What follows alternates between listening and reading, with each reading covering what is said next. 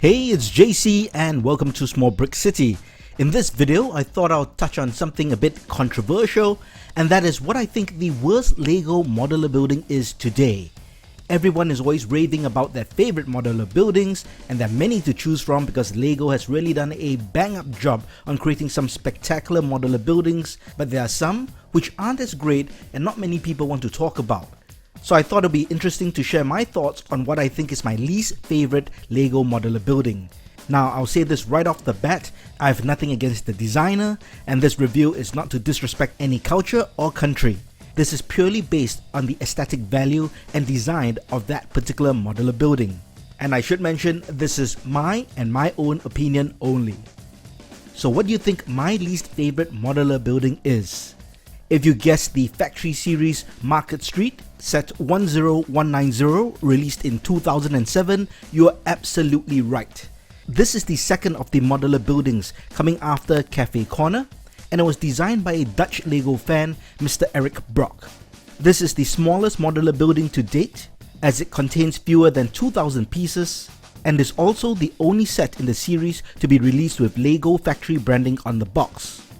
I have several problems with this particular building. First, it's the size. It takes up a 32 by 32 stud base plate, just like all the other standard modular buildings. However, half of the area is dedicated to a market street, so it is a single story space with an awning or a roof. However, the area space of this market doesn't even take up the whole depth of the 32 stud base plate. As such, you only really have 1 1/4 buildings within this base plate. Secondly, at first glance, the building itself did not look anything that I was familiar with. For one, the triangular front roof design seemed a bit strange, especially with the 1x2 tiles on each level of the roof slant. Those tile pieces seemed a bit precarious and could fall off at any time if slightly knocked. The color scheme also seemed a bit strange. I never felt that the light tan colors matched the two different blues. Maybe it's just me, but I feel those light tan pieces only match up with certain colors, basically earth tones or tan colored pieces. Finally, I never liked the design of the front railings, which consist of the angled claw pieces and flexible tubing. I felt it looked a bit flimsy and just felt out of place. One of the things I did do was to research traditional Dutch houses and buildings to see whether that's where the influence came from, since the designer is Dutch. Sure enough, I did find similar styled buildings with that particular design. They're a bit narrow and they all have a triangular point. However, most of the buildings had a brick or tan colored finish, which is what you would expect from a historical building. I assume some of the colored buildings were restored historical buildings, but those were for only certain projects and I don't think were the norm. Even when I visited the Netherlands for work, these particular styled buildings did not stand out to me. But personally, I think it is this LEGO build with the triangular roof and the 1x2 tiles which really distracts me from the overall build. If it was just a building by itself, or maybe a series of buildings that looked like this, maybe I wouldn't have such a problem. But if you consider the first modular build, Cafe Corner, which was really groundbreaking in terms of design and build techniques, and the next in the series, Green Grocer, this particular building, the Market Street, would seem like a very big letdown. Not only is it smaller, the aesthetics doesn't seem to match up, but maybe that's just my personal perspective. If you're Dutch or European, maybe you can let me know if this particular building appeals to you or brings out a sense of nostalgia. This set currently goes for about 500 US used and up to 4,000 US if it's brand new sealed in a box. I think that is quite a lot of money for a LEGO set, especially one that doesn't match up in design or build. As my brick bank has been robbed and I would not spend that kind of money on this set, I did a remake of the Market Street based on parts that I had, as well as made quote-unquote improvements to the aesthetic design.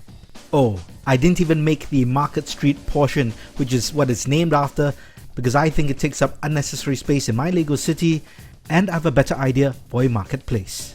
As you can see, the most obvious change is the change to the roof. Maybe I should have kept that triangular roof design since it is so iconic with the Dutch traditional buildings. However, I think that looks really out of place in my LEGO city. I went with a more modern sloped roof front, and since I did not have that ornate lion head piece, I used a grey slope piece with a grey parrot. The other noticeable changes I made were to the railings, especially for the front railing of the ground floor where the two spiral sets of steps come up to. As mentioned, I did not like the original design, nor did I have that parts, so I changed it to a more straightforward fencing and built a stone railing wall combination for the ground floor. Other minor changes include changing all the doors to white and changing the round ornate studs to gold. Here's a closer look at my remake. Personally, I think I would change the colors if I were to do this again, but I did want to retain the aesthetic look of the overall build. Here's a look at the top floor balcony, which I've tiled in grey and white, and everything is more or less very similar to the original, except the front of the roof. Tell me what you think of the Lego Market Street. You think it's as bad as I've made it out to be, or do you think I'm a bit too harsh? What do you think of my remake? Honestly, I think my remake is also not very inspired, which is why I didn't even bother to detail the interior. Let me know your thoughts in the comments, especially if you're from the Netherlands. I'd like to hear your opinion on this set. If you liked this video, please give it a thumbs up and subscribe to the channel. You guys are pretty awesome because I gained another 100 subscribers in the last 4 days. Keep on coming back as there are more videos to come, and before you go, check out these videos from my channel. Talk to you soon.